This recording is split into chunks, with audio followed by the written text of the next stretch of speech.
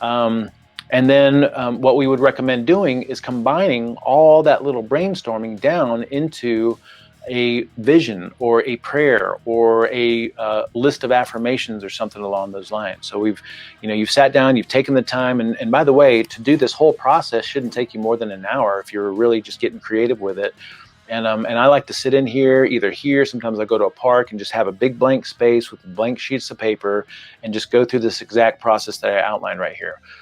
Focusing on what's wrong and then flipping that into the things that you actually want to create.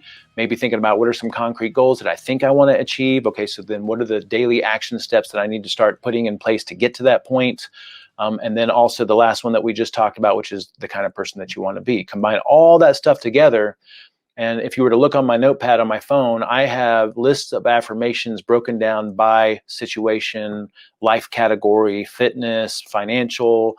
I have a client group, that I can read through before I have a client come in here so I can kind of get my mind straight. But my favorite thing to do is to actually combine these things into what I would consider to be like a big prayer and a little prayer. And these would be statements that you can memorize to yourself and say on a regular basis. Okay, so every morning after I get done with my meditation, I sit and I have it memorized now, but I used to sit and read through my big prayer. And it's basically this huge list paragraph of affirmations and statements that address every area of my life, everything that I'm trying to do, everything about who I want to be and who I want to become and where I'm trying to take this whole thing.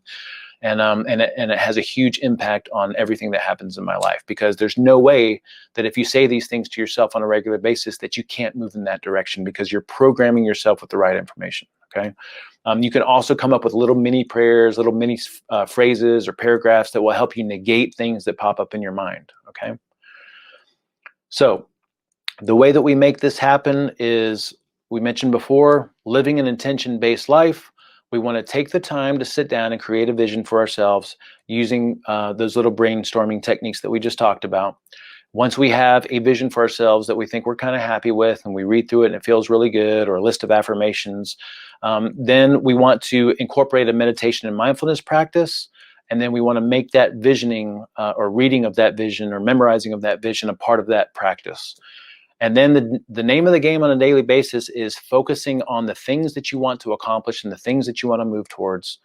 Noticing when you're not. Meditation is going to help you cultivate the skill to notice when you're not. That's what meditation is really all about, is to cultivate the skill of noticing your thinking. When I notice myself thinking about something that's not serving me, temporarily I've interrupted that. Now I can come back to the present moment and ask myself, what is it that I really want? What am I trying to do? What do I need to be focused on right now? And that's the name of the game on a daily basis, right? That's what we're all trying to work with so hard.